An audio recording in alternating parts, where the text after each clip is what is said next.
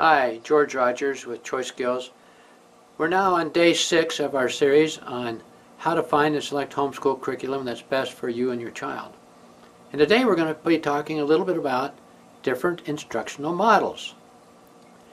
Now, you're going to find that there's no lack of very strong opinions as to which instructional model is best, particularly when it comes to things like worldview or things like, for example, whether it's a classical education or versus a more liberal education. There's very strong views about this. Well, one thing you know about opinions, the very nature of opinions, is that an opinion may be entirely correct, which is rare. It may be partially right, which is common. And it may be entirely wrong, which isn't necessarily uncommon.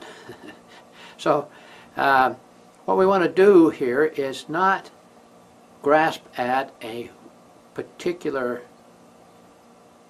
view of things as a general concept in of itself, but look at it in terms of your own situation and your child's situation and your child's abilities for learning. If we're talking about Johnny here or Susie, we want them to be able to get the most from their education. And really what we're trying to do here, I think, in the missing piece in education, is helping them to develop their own choosing skills, their own ability to sort out what's useful and not useful to them in their own lives. And particularly as they get into more mature years, and these days maturity starts pretty young in terms of the choices they have to make. And so we're really trying to build them choice skills. So I think what you want to do here is to help them be involved in this process as much as you can, depending upon Johnny or Susie's age. So now let's take a look at these different instructional models that you might want to consider. In this video titled Homeschool Curriculum FAQ6, we're going to explore what instructional model would be best for Susie. There are 3 model elements you'll want to consider: structure, accountability, and focus. Is the structure of the curriculum high, medium, or low? Meaning, does the curriculum require following a step-by-step process within specific timelines, or does it offer some flexibility? For example, a CD or DVD program may require a step-by-step process, but it allows considerable flexibility in timelines for achieving. On the other hand, if the program you choose or create allows Susie to pursue personal areas of interest, she may have a great deal of discretion in terms of what's studied, in what sequence, and when.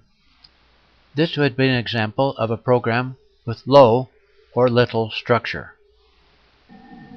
Accountability is the next instructional element you'll want to consider, and it's not a small matter. How will Susie be held accountable for her progress? And what will she be accountable for? Does the program have minimum time requirements? That is, does she have to spend X number of hours doing whatever it is she's supposed to be doing? Are there specific due dates? Does it require Susie to complete a section with a specific level of competence before moving on to the next? What kinds of quizzes and tests are utilized? Multiple choice? Problem solving? Essay? Other? How is grading performed? Electronically? By a teacher or in some other way? What is the teacher's involvement in making sure Susie stays on task and stays on track in terms of progress and performance? Is it an accredited program?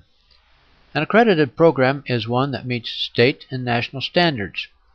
It's approved by your state and is authorized to issue diplomas and certificates of graduation recognized by the state and by institutions of higher learning. If not, what will be required of Susie to be accepted into college, and will the program prepare her to meet those requirements? And what is your role as a parent in this process? Are you the principal gatekeeper? Is it the teacher? Or is Susie sufficiently self-motivated and knowledgeable to assume a major responsibility in her own progress and performance? Finally, there is the question of focus. How well does the curriculum fit your own worldview of religion and your philosophy of life? Is the presentation method literature-based? If so, does it use so-called living literature, or is it focused on the classics of Western culture? How much attention does it give to math and science, art and music, and other subjects of interest and importance to Susie? Does the presentation method include a multi-sensory approach, or is it primarily paper-based or video-based? Is the presentation clear and logical? How well will the presentation method hold Susie's attention? By asking these and similar questions, you can form a pretty clear idea of how well a given curriculum will work for Susie.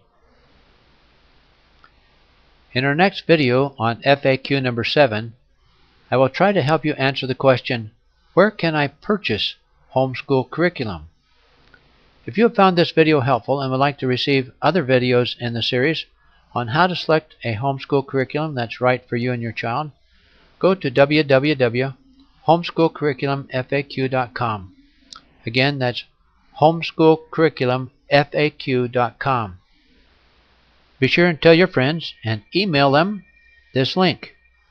Thanks for joining in. I look forward to seeing you now on video 7.